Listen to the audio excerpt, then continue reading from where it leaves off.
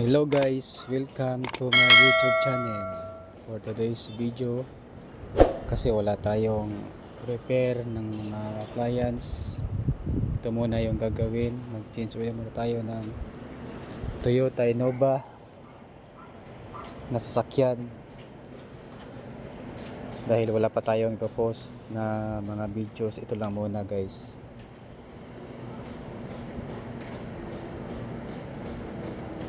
Kasi ito yung trabaho ko kapag wala akong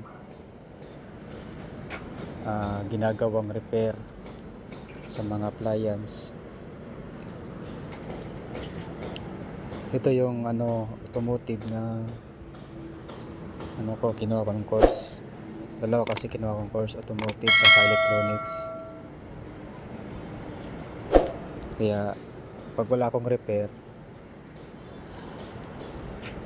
kasi yung electronics guys, yun lang yung kumbaga sideline ko lang, part-time na trabaho. Ito talaga yung trabaho ko ngayon ito po sa Shell station, mekaniko. Ito guys is quick service lang dito yung namin, yung pag-change oil, meron din magpalit ng brake pad, maglinis ng mga brake cleaning, mag-scan. Marami dito mga service offered na guys. Kung magpapagawa kayo ng inyong mga sasakyan, punta lang kayo dito sa Rosalito Shell Station, National Highway, papuntang Karay-Karay, no? Mga nindot ni kumakauban guys.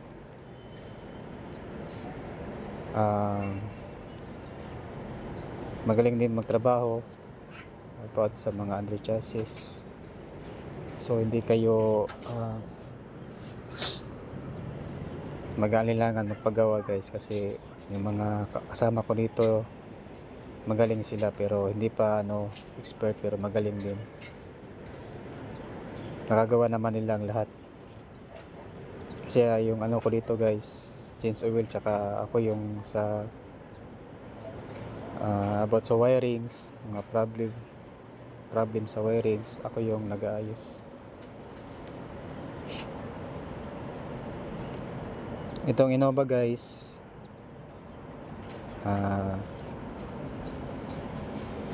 yung nito, yung oil filter is C111,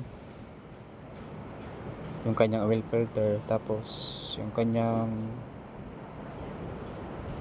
oil nito, yung engine oil is 6.5 liters. Depende rin sa makina guys. Meron ding 7 liters yung niya, yung oil niya. Meron ding 6.5, yung mga 2.8, yung mga guys, 6.5 liters. So ito guys, pag meron kayong mga sasakyan guys, kailangan talaga kung mag-oil kayo, mas maganda gamitin talaga yung na oil guys, yung semi-synthetic. Yung polysynthetic, kasi 10,000 kilometers bago kayo mag-change oil. Depende rin sa budget nyo guys, pero mas maganda talaga yung polysynthetic kasi matagal siyang umitim yung langis, hindi tulad ng ordinary lang. Kasi sa ordinary, yung ordinary na engine oil is 5,000 kilometers lang bago ka mag-change oil. Yung sunod naman ng is semi-synthetic. Yung semi-synthetic naman guys is 7,000 kilometers bago ka mag-change oil. Kaya mas maganda talaga yung polysynthetic talaga kung kaya sa bulsa. Kung mahal mo yung sasakyan mo, mag polysynthetic ka na lang para maganda yung andar ng makina. Lalo na guys kapag gumamit kayo ng Shell product, mas maganda kasi yung Shell product kasi ano siya, branded siya. Kasi yung mga Shell product ginagamit yan sa mga Ferrari na mga sasakyan guys, yung mga mamahaling sasakyan. Kaya mas maganda gamitin kung meron kayong mga sasakyan, lalo na kapag brand nyo talaga, is gamitin nyo yung Shell product, yung Helix, kasi mas maganda talaga yung Helix. Hindi ka talaga, kumbaga hindi ka papahiyain ng oil kasi maganda siya, magandang klase siya. Kaya gumamit kayo ng Shell product guys.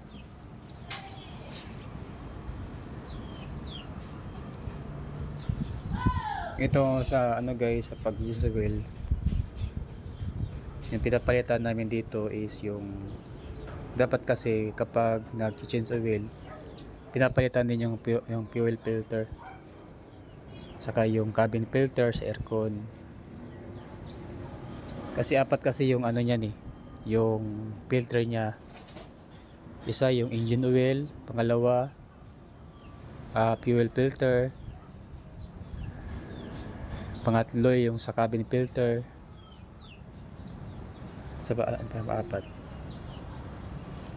pang-apat is sa air filter, yung sa makina.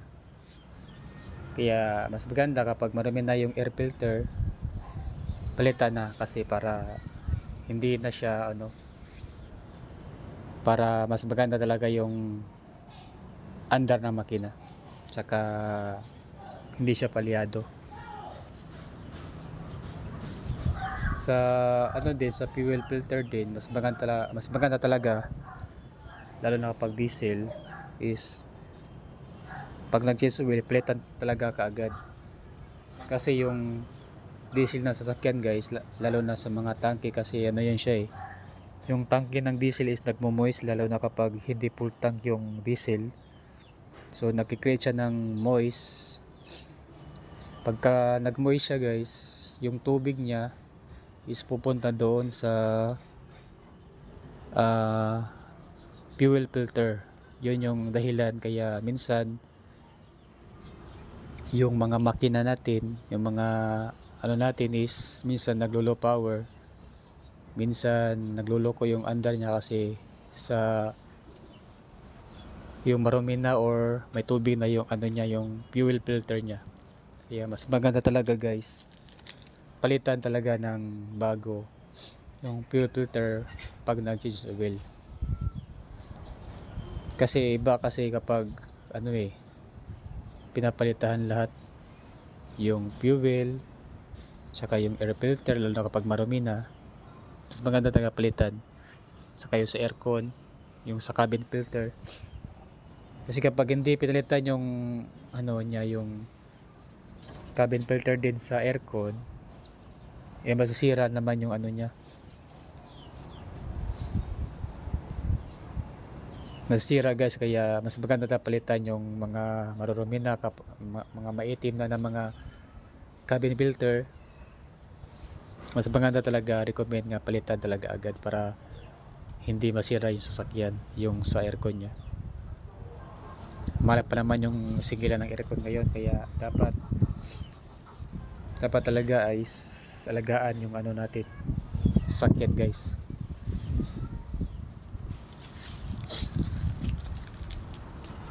At sa lahat ng sumusuporta sa channel na to, salamat po. Sa mga nag-subscribe at sa mga hindi pa po, pakisupport na lang po ang channel na umabot tayo ng 1,000 subscribers. Sana po ay umabot tayo ng 1,000 para ganahan ko sa mag-upload ng mga videos sa susunod na mga vlog ko.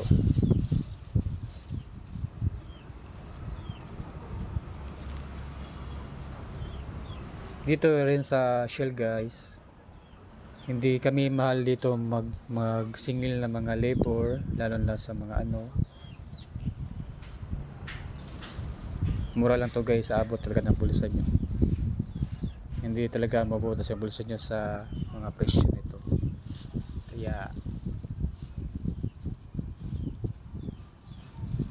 punta na kayo sa Shell guys, kasi mura lang talaga ang singilan dito. Lalo na kaya kapag dito yung oil sa Shell, libre talaga yung labor sa change oil, wala kayong babayaran.